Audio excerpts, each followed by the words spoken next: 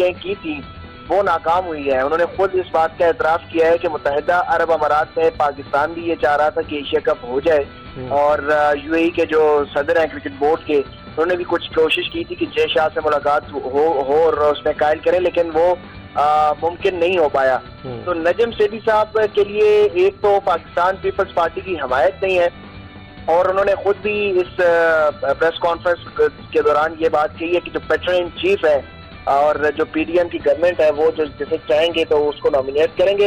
एक बात खुशाइंद है कि इस प्रेस कॉन्फ्रेंस से इस बात के खदशात दूर हो गए कि अब ये मामला जो है वो अदालत नहीं जाएगा, और नजम सेठी साहब ने वेलकम कहा है कि हम वेलकम करेंगे, अगर तका अशरफ साहब आते हैं तो उनको मैं खुशामदीद कहूँगा, और जो माजी में जो तलखियाँ हैं वो दोबारा रिपीट नहीं होनी चाहिए।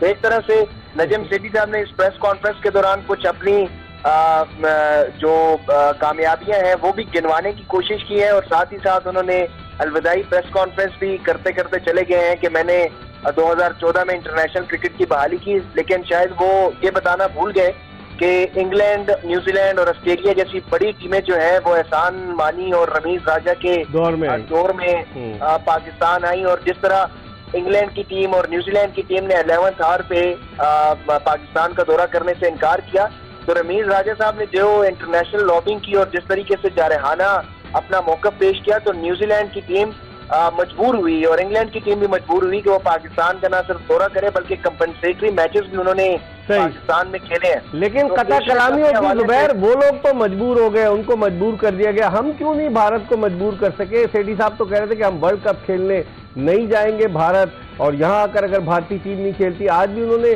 घुमा फिरा के बात की कि अगर हुकूमत इजाज़त देगी, लेकिन मेरे ज़राए बताते हैं कि जो ग्रेगरी बार्कली जो आईसीसी के चेयरमैन है उनसे बात हो गई और पाकिस्तान जाएगा, सिर्फ स्केड्यूल अनाउंस होना बाकी है अभी वर्ल्ड कप का। जी बेग साहब, बिल्कुल आप दुरुस्त फरमा रहे हैं। सिर्फ अहमदाबाद में जो पाकिस्तान और इंडिया का मैच है, हमारे ये जराए बता रहे हैं कि उसके ऊपर सिक्योरिटी कंसर्न है, वो सिक्योरिटी कंसर्न के अलावा बाकी तमाम मैचेस जो हैं वो शेड्यूल के मुताबिक ही पाकिस्तान खेलने जाएगा, और इसके ऊपर एग्री कर चुके हैं। जो आपने पहला सवाल किया कि क्या वजह है कि हम क्यों मजबूर हो जाते हैं, तो उसकी सबसे बड़ी वजह यह है कि जब एक नॉन क्रिकेटर और ऐसा बंदा जो कि क्रिकेट के साथ जिनका कोई गहरा ताल्लुक नहीं है, वो जब इस ओहदे के ऊपर आते हैं तो वो फिर इंटरनेशनल लॉबिंग उस तरह बेहतर तरीके से नहीं कर पाते। आपको याद होगा कि एहसान मानी जिस तरीके से उन्होंने पाकिस्तान क्रिकेट की नुमाइंदगी की इंटरनेशनल सतह पर, वसीम खान को वो लेके आए, अनफॉर्चुनेट था कि उनके ऊपर भी तनकीद की जाती रही, और फिर रमीज राजा ने जिस तरीके से इंटरनेशनली लॉबिंग की और आवाज उठाई, एक जारहाना मौक़िफ़ अपनाया। पाकिस्तान ने अनफॉर्चुनेटली इंडिया के सामने जब भी नजम सेठी का दौर आया है तो उसमें घुटने ही टेकेंगे।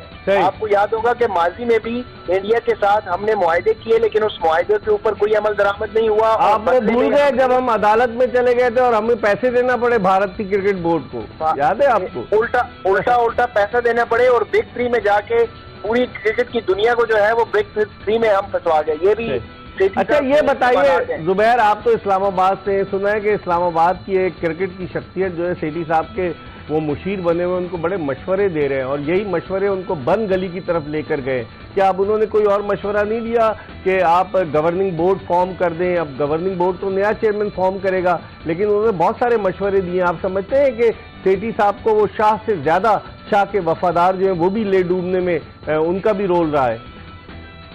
जिस शख्स की तरफ आप इशारा कर रहे हैं वो नॉन क्रिकेटिंग लोग हैं, और वो हमेशा से जो भी चेयरमैन आते हैं उनके साथ वो जुड़ जाते हैं और उनको डुबोने में वो महारत रखते हैं। हर चेयरमैन को डुबोने में वो अपना उनका स्थानी कोई नहीं है। माजी में भी उन्होंने बेशुमार साहब को भी इसी तरह के मशवरे दिए थे, सेठी साहब को भी इसी तरह के मशवरे, एजाज भट्ट को दिए थे, एजाज भट्ट को भी दिए थे। जी जी, तो माजी में भी इस तरह के मशवरे वो दे के डमी इलेक्शन करवाते हैं, और फिर उसका जो सारा खमियाजा है वो चेयरमैनों को भुगतना पड़ता है, और उसके साथ साथ पाकिस्तान क्रिकेट को बहुत नुकसान पहुंचाया है। पाकिस्तान क्रिकेट को नुकसान पहुंचता है, डोमेस्टिक क्रिकेट को बहुत नुकसान पहुंचता है।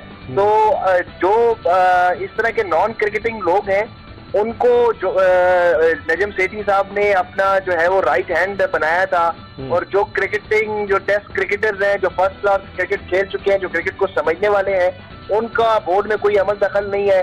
सिर्फ मीडिया की लॉबिंग के थ्रू ही तो क्रिकेट बोर्ड नहीं चलेगा।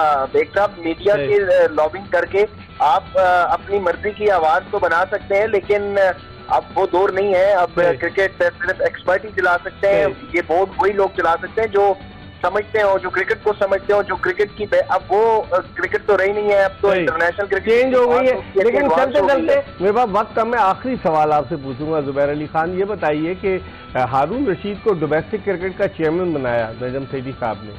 माशाल्लाह हारून रशीद की अल्लाह ताला उम्र दराज करे, 70 बरस के हैं, लेकिन उसके साथ साथ उन्होंने शकील शेख साहब को पाकिस्तान क्रिकेट बोर्ड की डोमेस्टिक रीस्ट्रक्चरिंग कमेटी का चेयरमैन बनाया। तो क्या एक म्यान में दो तलवारें, दो ओहदे, ये आपकी कुछ समझ में आती है बात? ये ऐसे ही है कि जैसे नजम सेठी साहब मैनेजमेंट कमेटी के सरबराह हैं, लेकिन पाकिस्तान क्रिकेट बोर्ड के जो काम है और जो सारे इख्तियारात हैं वो किसी और के पास है। वो डिफेक्टो चेयरमैन है, उनकी मर्जी है वो डोमेस्टिक क्रिकेट के कमेटी के इंचार्ज बन जाए या इंटरनेशनल क्रिकेट के बन जाए। वो स्याह और सफेद के मालिक हैं और नजम सेठी साहब भी उनके हाथों मजबूर हैं, क्योंकि उनको पता है कि एसोसिएशन के जो इंतखाबात हैं वो उनके हाथ में है। जब तक वो इंतखाबात नहीं करवाएंगे तो उनका चेयरमैन पीसीबी बनना जो है वो भी मुश्किल होगा। अब देखते हैं, मुश्किल होगा। अब देखते हैं 20 जून के बाद क्या होता है। बहुत बहुत शुक्रिया जुबैर खान हमारे साथ मौजूद थे।